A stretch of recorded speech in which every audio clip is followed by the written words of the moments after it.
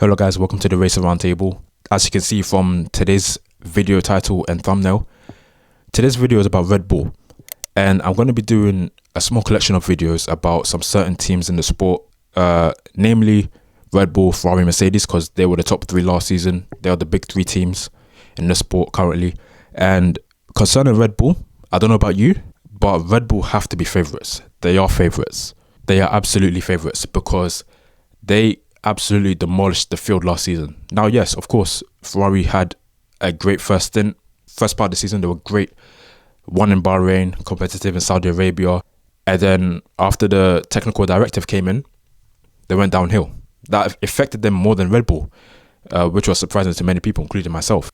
Then you have Mercedes, who are a year behind basically, and are trying to refine their car, find the performance now, because last year they couldn't really find performance. They were trying to fix issues on top of issues on top of issues instead of chasing pure performance like the other teams were able to do. Now this season, as long as they've got rid of the issues, they'll be able to chase performance. But for Red Bull, they don't have strategy problems. They do not have aerodynamic problems. The only problem they have is really a second driver who's not on the level of the first driver and a cost cap penalty. That's pretty much all the issues they have. There's no way Red Bull will fall back. They can only go up from here. So they are absolutely favourites for both titles.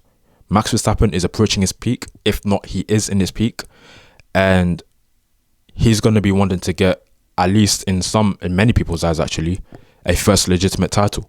They do not count 2021. 2021 is tainted, in my opinion.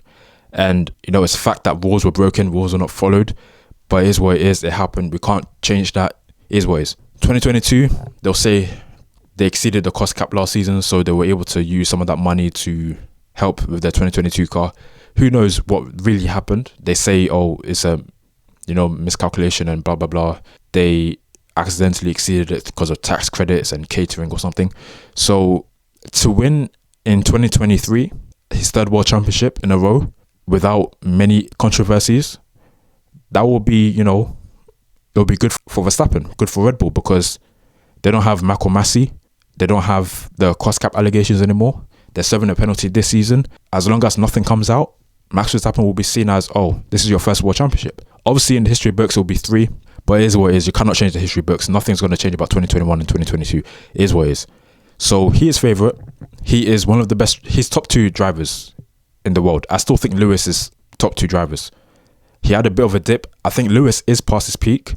He's past his absolute peak. But we'll see this season. We'll see if he improves. But I believe Lewis is past his peak. Not a lot, but he's not washed like I see some people say. Verstappen is pretty much in his peak right now.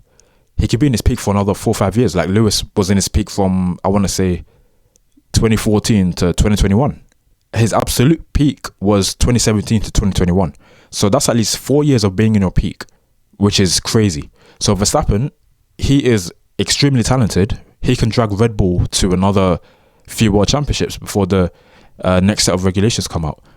And he can have a peak of 4, 5, 6, 7 years. He could. Who knows?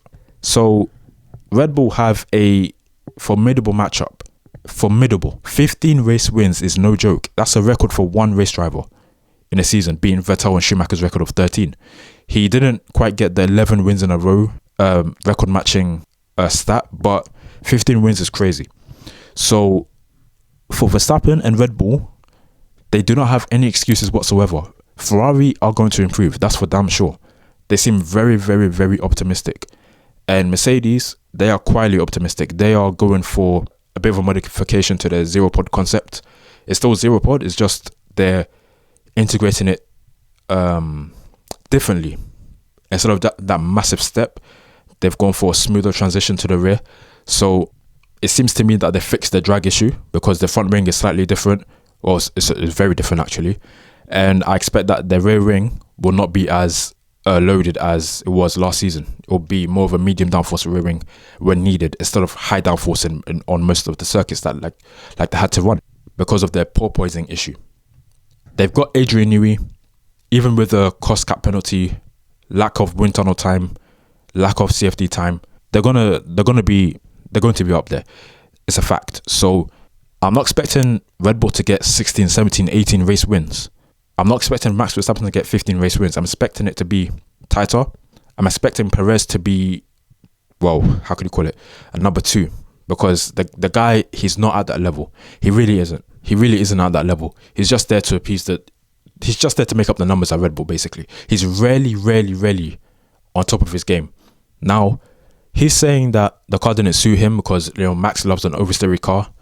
And of course, Red Bull's built around Max. They're going to build the car around Max. It makes sense. It's not like some cheap shot. You just have to factor that into the context. Even though I believe Checo is not as good as a Max, as a Leclerc, as a Lewis, as a Russell, I do still think he on his day he could do something. He's like a Paul Pogba. On his day he can do something, but it's few and far between.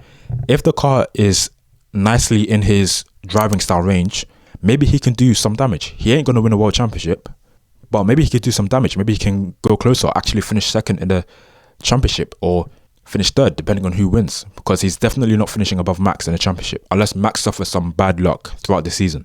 But all in all, to review, I believe that Red Bull are favourites. Max Verstappen is favourite for the championship. There's no way you can persuade me that Red Bull and Max are not favourites to win both championships. Because look at last season. It's the same way in 2014. Mercedes had Lewis and Nico battling the whole season. They dominated the field. After 10 laps, they'd be like 15 seconds ahead of everyone else. It was crazy at most races. And that was an engine advantage. They had a good chassis, good car, but that was mostly a power unit advantage. Red Bull have a power unit advantage over Mercedes and potentially Ferrari, and they have a car advantage over Mercedes and Ferrari. Now, whether that translates onto the track and developments keep coming in and adjustments keep coming in and driver factors, we'll see what happens, but Red Bull are absolutely favourites for the clean sweep. So let me know what you think. Do you believe Red Bull are favourites? If not, tell me why. Do you think Ferrari or Mercedes will run closest to beating Red Bull, or do you think both of them will be up there? Do you think it will be a 3-horse race? And do you believe Max Verstappen is approaching his peak? Do you think that he's in his peak, or do you think he's not even near his peak yet? Let me know in the comments. Please like, share, comment and subscribe. Thank you for watching. See you in the next video, and see you for the season opener.